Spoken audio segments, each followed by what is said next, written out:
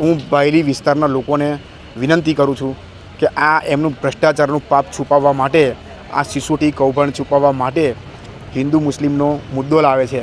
બાકી હકીકતમાં એવું છે કે ધારાસભ્ય શૈલેષ મહેતા ડભોઈમાં 9 મુસ્લિમોની ટિકિટ આપતા હોય તો અહીં વોર્ડ નંબર 10માં 1 મુસ્લિમને ટિકિટ આપી, એ એમને નડે છે.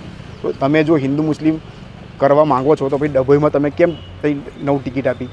હા, વોર્ડ નંબર 10 2 દિવસ પહેલાં અહીં આગળ ધારાસભ્ય શૈલેષ મહેતાની આગેવાનીમાં આગળ એક નાની સભા થઈ, મોટી ને નાની સભા થઈ, અને સભામાં મારી પર આક્ષેપ મૂકવા આવ્યા હતા, પણ એ બધા પાયા વિહોણા છે. એમની પાસે કોઈ ઓથેન્ટિસિટીવાળું કોઈ ડોક્યુમેન્ટ નથી.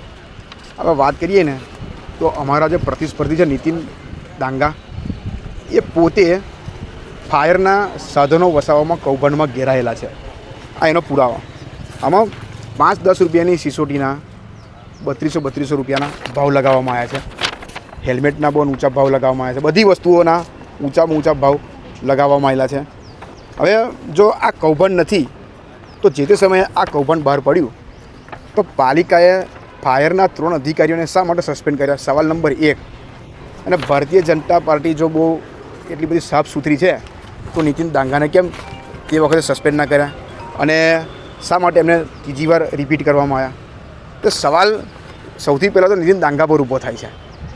એ મારી પર આક્ષેપ મૂકી શકે છે પણ સાબિત નહીં કરી શકે. સાબિત કરવા માટે એમને બીજો જન્મ લેવો પડશે. આ સ્પષ્ટ દેખાય છે કે આ એમને દરખાસ્ત કરનાર નીતિન ચંદ્રલાલ ડોંગા અને રીટા સિંહ અનુમોદન કરનાર, આ એનો ઠરાવ અને આ એના ભાવ મંજૂર કર્યાનું પત્રક છે. એટલે દરેક વસ્તુમાં ભાવ વધારવામાં આવ્યા છે.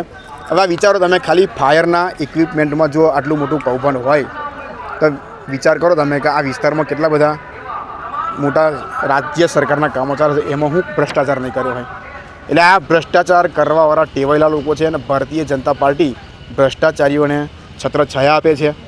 હું બાયલી વિસ્તારના લોકોને વિનંતી કરું છું કે આ એમનું ભ્રષ્ટાચારનું પાપ છુપાવવા માટે, આ સિસોટી કૌભાંડ છુપાવવા માટે હિન્દુ મુસ્લિમનો મુદ્દો લાવે છે.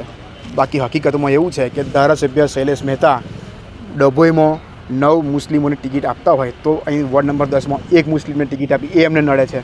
તો તમે જો હિન્દુ મુસ્લિમ કરવા માંગો છો તો ભાઈ ડભોઈમાં તમે કેમ 9 ટિકિટ આપી? અસાંધારાની વાત કરો તમે તો અસાંધારા એવો લૂલો લંગડો મૂક્યો છે તમે કે હિન્દુથી હિન્દુ પ્રોપર્ટી ટ્રાન્સફર કરવી હોય તો પણ પરમિશન લેવી પડે. આ તો તમે કમાવાનું સાધન શોધી નાખ્યું. તમે તમારા કોર્પોરેટર જે છે વોર્ડ નંબર 11ના, એના ભાઈનું જે અસાંધારાની જે મેટર અત્યારે ચાલે છે, તો કેમ તમે હિન્દુઓના હિતમાં કોઈ નિર્ણય નહીં લેતા? કેમ મેટર ચૂંટાયા કરે છે? અને અસાંધારો તો વર્ષોથી વડોદરામાં છે અને કેટલી વખત હિન્દુ વિસ્તારમાં પ્રોપર્ટીઓ ટ્રાન્સફર થઈ છે, તો એ બાબતે ચૂપ કેમ છો તમે? કેમ લોકોને ગેરમાર્ગે દોરો છો?